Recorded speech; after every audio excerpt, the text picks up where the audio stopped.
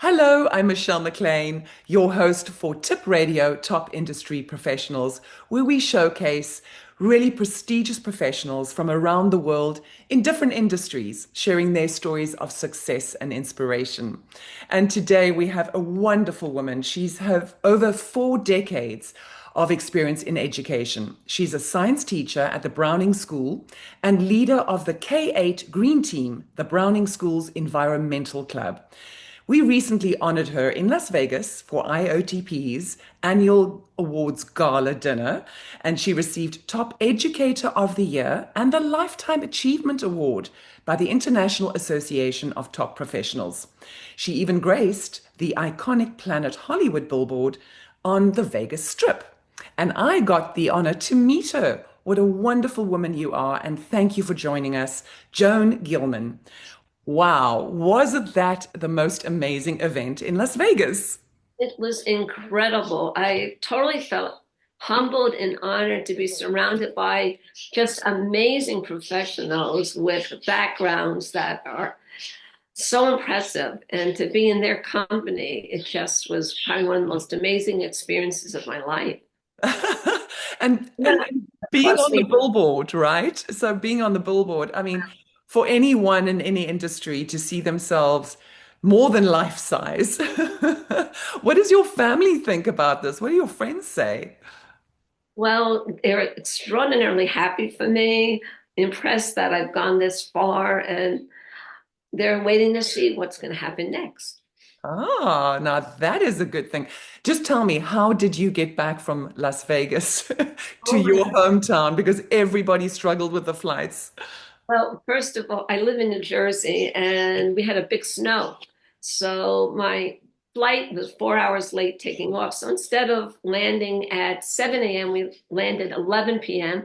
and then sat on the tarmac for about 45 minutes because the plane in the gates had a tug that was supposed to pull it out and it was stuck in the ice. So they had to get a tug to tug the tug. So by the time we got down to our big plane, the luggage was coming out one piece by one piece. So I reached home after 1 a.m. in the morning to 5 inches of snow that I had to shovel out. So by the time I got to sleep, it was about 2:30 in the morning, and then had to get up 5 a.m. to go back to work. So, Oh my goodness. So you went to the school the next oh, morning. no. I all the members of IOTP are so committed, to the organization, to the family, and it was so wonderful to see you there and celebrate you. It's very dear to my heart that you're an educator because, I have got the Michelle McLean Children Trust for 34 years. We raise money for education. I built schools. Tell us a little bit how you got, for our members that haven't met you, how did you get involved in education in the first place?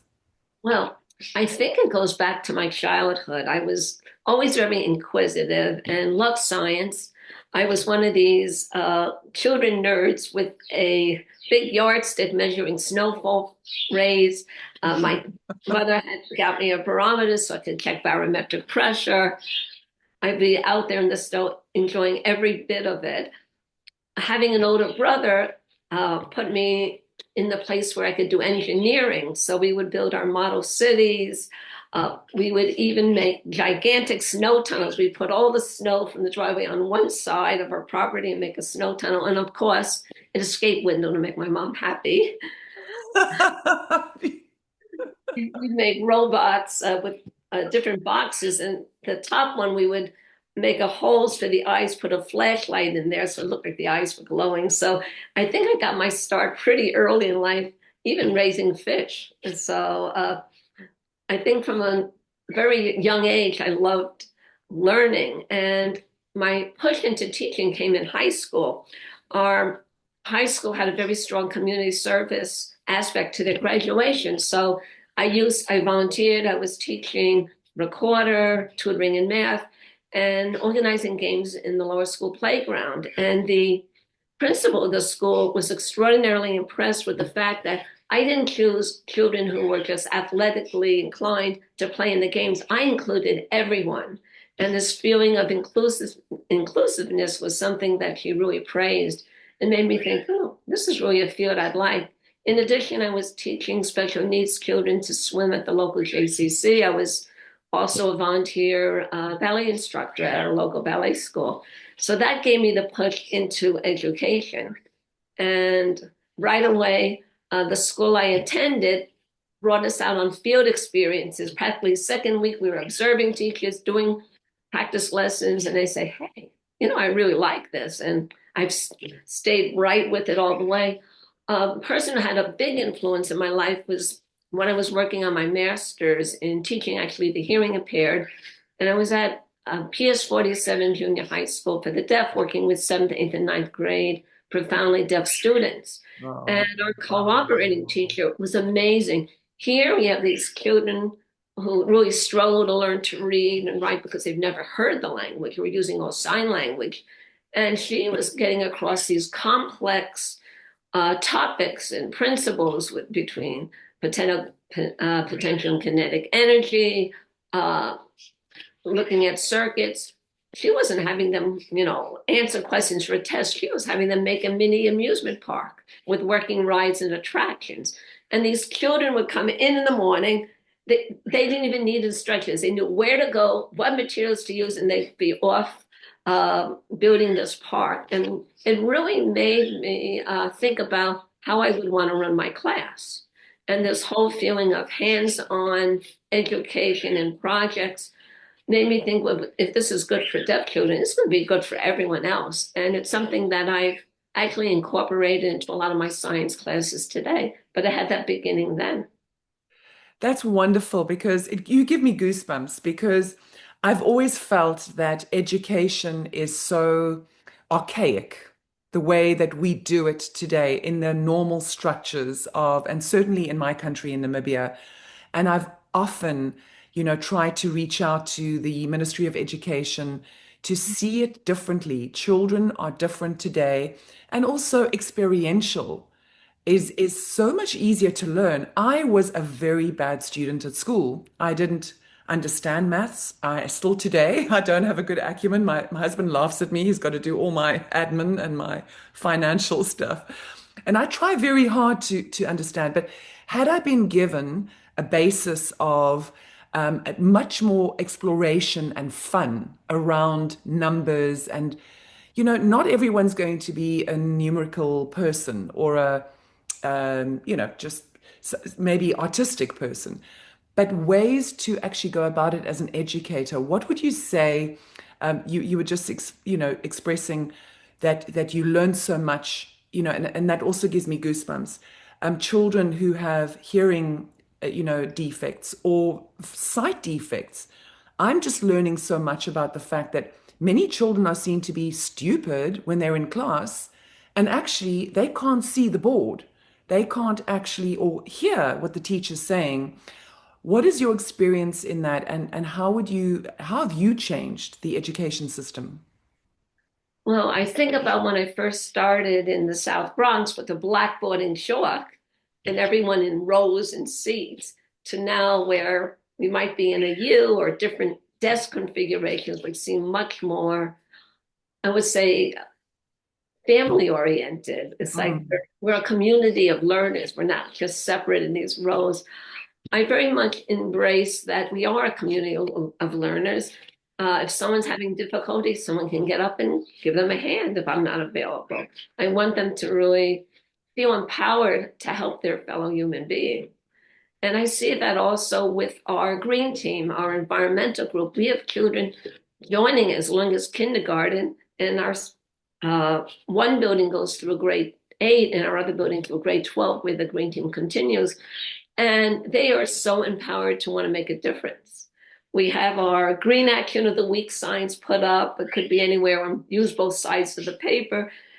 This week, it's remember to recycle your wrapping paper because it's holidays I coming up. know. Oh, that breaks my heart when you see people throw away stuff.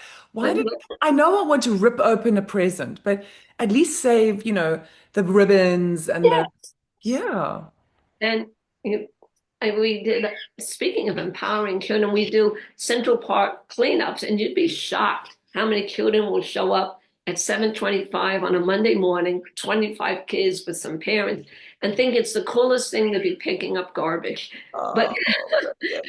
and they're so excited that they're, cleaning up their block, making a difference in the world. We just did a fundraiser for helping those who were affected by Hurricane Melissa. And we had 4 days of fundraising down on our lobby, and then the last day was a bake sale. Well, these students were so excited by it. I don't think anyone was safe walking through the hallway because our kids grabbed them up. "Hey, how much are you donating today?" And Talk about peer pressure. yeah, we wound up raising for two different organizations that we researched. Was it $2,300.32 to be exact? We beat our old record by around $1,000. I couldn't have been more proud of them. And just a great group. And that, this whole idea of empowering the students really goes right into my classes. I teach presently second, fourth, and sixth grade science. And I think about my second graders. We do something called the Elephant Challenge. And I tell the story, mom, dad, and the two babies are out for a walk, and the two babies somehow go across a bridge without the parents, turn around, and they see the parents are there, and they're crying. So mom and dad cross the bridge, and now all four have to cross it together. And their challenge is to construct a bridge that can hold the mass of those four elephants. So they're busy using that. I mean, my curriculum is very interdisciplinary. So here they are. We've learned about 6 different bridge types: a cantilever, suspension, truss, beam, arch, and a cable stay. And after learning the pros and cons and learning about them, they have to decide what type of bridge will hold up the mass of 4 elephants. They've read about it, written about it. So now they're going to find the mass of the 4 elephants. They weigh each of them. They add up the total. There's our math skills. And now they're going to have to build the bridge. And I had sent a note home to parents earlier. They're asking for all these recyclables. Well, I have to tell you, my poor classroom turned into the Great New York Recycling Center. I mean, oh my gosh, you name it, it was brought in. And the kids get started. I do show them disasters that have happened with bridges, especially the Tacoma Narrows Bridge, which totally collapsed, letting them know that even professionals have made mistakes. So they're often working on it and adding the parts and the cables and everything else. And then the last 2 days this week was our testing dates. So I tell the students, okay, we are a community of learners. If it works, great, we're going to applaud. Even if it fails, we're still going to applaud our fellow students for all the effort they put in. Not we're like, we're going to just cheer everyone on. So we go ahead and we put the elephants on, and most of the time it does stay up, and we're taking pictures. And it's such an incredible experience for my young ones. Well, Yeah. Joan, I wish you were my teacher at that stage because that would have given me inspiration to really understand science and, technology and maths. So I mean, you're doing an incredible job because I also believe, and from my experience, is that when you get children at a very young age, you inspire them, by giving them their own artistic abilities within that process. Oh, So what would your advice be to any professional who wants to go into your line of work, well, educating? well, you want to be really passionate about the profession you're going into. You want to be dedicated. You also want to realize that, this is now my 44th year. So much has changed. And the reason I'm able to continue as a teacher is because I've embraced these changes. I'm continually doing professional development. I've gone through in 2009, 18, 19, I became a National Geographic um, certified educator to learn to use their resources. About 2 years later, I became a modern classroom project learner and certification from them. I'm constantly taking classes at the Museum of Natural History. I even took 3 courses down at the NASA Goddard Space Flight Agency when they used to do that. And I was seeing the James Webb Telescope being built. I mean, what's better? could be better than that. It's important if you're going into the field of education, be passionate, be willing to continue to learn. It's not stagnant. You need to always update, know what's happening in the field, such as even with use of computers. Uh, It's true to always, be at the forefront of what's happening. So that is your recommendation to any educators. Always keep developing yourself and keep experiencing because you're going to have to pass that on, right? Absolutely. I go every year to different conferences, be it the National NST, National Science Teaching Association Conference, or the Spanish Science Teachers Association in New York State, or the SCONIC concert in uh, conference in New York City, or the STEM Teachers in New York. I give workshops there, but I also attend workshops, and it gives me a wonderful opportunity to be speaking with my fellow educators and learning from them. And you have to be willing to be open up to other educators and see, that there's still more to learn for yourself. The other important part I wanted to mention is that when you're in a school, you're in a school with a lot of professionals, and don't be hesitant to ask your fellow teachers for advice. Mm. You need mentors along the way, right? It doesn't matter what industry you're in. And it's good to open up and be vulnerable to learn from somebody else. Oh, That's absolutely. That's so admirable of you. And you've had such an accomplished career. You've been on magazines and now on the billboard in Las Vegas.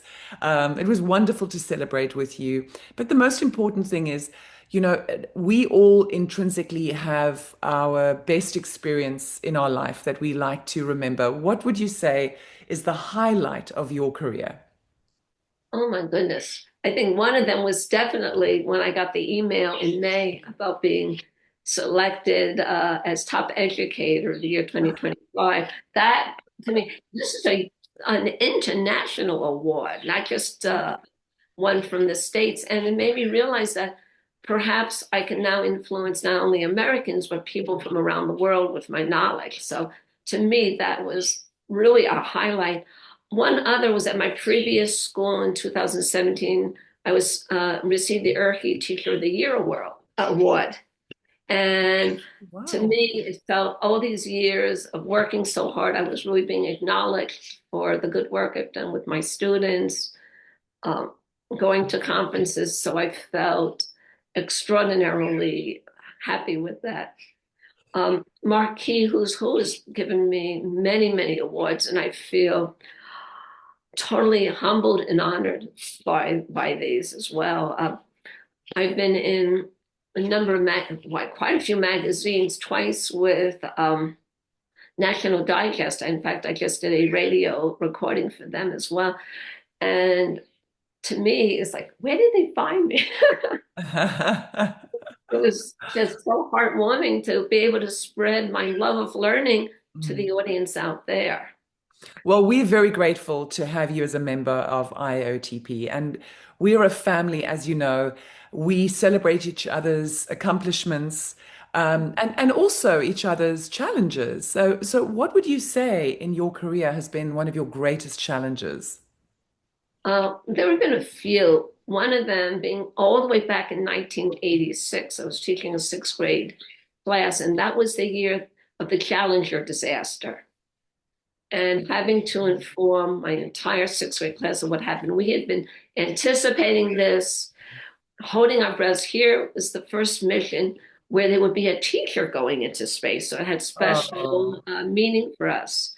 And having to then sit down with students and tell them what happened had to be one of the hardest things ever to yeah. realize that. It's Here you are, you have to, you're being a teacher, but also a comfort and one with, ears open to hear what the children are going to say and try to help them through this terrible disaster.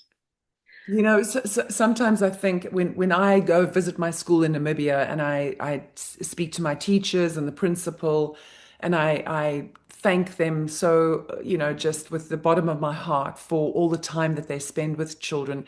This is really something that society hasn't really looked at or appreciated, is that most of a child child's childhood is actually spent in school with teachers. You have a profound influence on the child. Yes, parents have obviously they have an influence on their children, but how do you take that responsibility to heart? And you certainly have. Oh, definitely. What I like about the Browning School is they really are trying to educate the full child. And we all have in our room what we call our mood meter. So I'm this year, I'm seventh grade homeroom teacher. So every day when the children come in, take them one by one up to the mood meter, say, where are you this morning on the mood meter? If it's something unusual and not what they typically will say, pull them aside. Let's talk a minute. What's up? What's going on? Let's see what we can figure out if they're feeling very stressed or upset. And I take that job really, really seriously because if you don't deal with this, they're going to have a miserable day.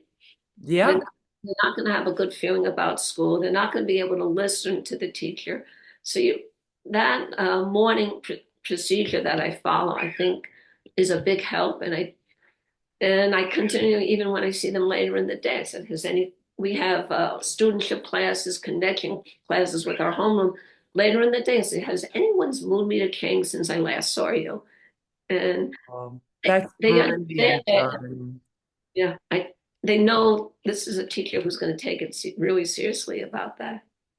And I think also just recognizing each individual, we all come in with, our different baggage from the early morning, from the evening before, what happened at home, and just to check in with people, even in business. If people could do that in business, in the office environment, or just check in, because when somebody, barks at you or just, gets irritable or whatever, it's not you. That they're doing that to. It's something that's going on inside. So you actually have to be a psychologist with the work that you're doing as well. You're going to laugh. I have one student, I've had a few students where I've been able to, it was difficult for teachers to reach these children. Well, I have in my classroom a Euromastics lizard named Dijon. He's going to be 15 in March. John. Yeah, he's when he's happy and warm, he's the color of Dijon mustard. Oh, that's beautiful. But I've had kids who've been really difficult to reach, and I'll see them looking at his tank. I say, "Oh, do you want to learn about Dijon?" They'll say, and I teach them how to hold them and what they eat. What's interesting with our Euromastics is his defense is his tail. And if he's feeling stressed, he's going to go with his tail. I teach him to hold it close to your heart. So it calms the lizard down, it calms them down. Oh, that's Uh, beautiful. I've had kids who come in, I'm having a hard day, can I hold the lizard? So they'll sit there with the lizard as they're doing the science class. That is beautiful. That is really all encompassing, and you're doing amazing work, Joan. What would you say when you talk about, you running the K8 environmental group, right? When there are naysayers out there that no, climate change isn't real and the world isn't really, suffering at all, what do you say to your students? Well, very much. We actually watch videos. We look at articles that show that it is real and how the entire nation and the world are being affected by these natural disasters. This is not. We're getting 100-year floods happening once a year, not every 100 years. We look at the record. We look at how much greenhouse gases have increased since the industrial age, and they see the numbers going straight up. And then we look at rainfall rates, we look at snow, we look at natural disasters. Yeah. Uh, we Yeah. talked a lot about Hurricane Melissa and how it strengthened from a tropical storm to a top grade hurricane, a category 5, in not that much time. And we discuss about how you need at least a minimum of 80-degree ocean temperature, but how that 80-degree temperature, instead of being on the surface, is going deeper. So when the ocean's being turned up, it's not bringing up cooler water; it's still bringing up warm water, and it's Wow. like a hurricane on steroids. It's just being superpowered. That's so fascinating. Well, like I said, I wish I was in your class. And in fact, I would love to come and visit you one day and just see, how you inspire the children because I love to take that, like a model of what we can do in Namibia. But you're very inspirational, Joan. What would you like to say to our members at IOTP if they want to reach out to you? How do they get hold of you? Oh, I have a website, and you can certainly contact me right from the website. It's Joan Gillman. It's two L's like gills in a fish.com. That's Um, wonderful. I also have an email. It's actually my first email, not my school email. It's Jones School of Fish at hotmail.com. How did I get that? I was going to ask you, how did you get Well, that? the school teacher, School of Fish, I raised fish since like second, third grade. But my brother and I were competitive swimmers. So Ah, when that's I what we didn't know about you. Okay. go, it's funny. I still love to go swimming and do laps when it. And I used to have someone stop me in the pool and say, "Oh, where are your gills?" I say, "In my last name." That's lovely. So Well, you it's have to come visit me in Miami. We are able to still swim today. Like we are like I don't know what the temperature is. It's so warm we can go to the beach. So come and visit us. sounds wonderful. And if you're up in the New York area, please contact me if you want to visit the school. It's all boys. It's an old Oh, boys school dating back to 1888. So we're one of the oldest all boys schools in New York City. But that's so amazing. you're welcome to see what's going on. Place is filled with energy. Well, you are grooming the new men for the future. So we appreciate you, we love you, and thank you. We celebrate you, Joan. Well, thank you so much for giving me the time to talk about what I do. And we'll see you at the next gala event. Yep, and it's going to be right on my way to school at the Plaza Hotel, so that's going to be Oh, easy. fabulous. We'll see you there. Thanks, Joan. Thanks for the lovely chat. Happy New Year to you. Mm.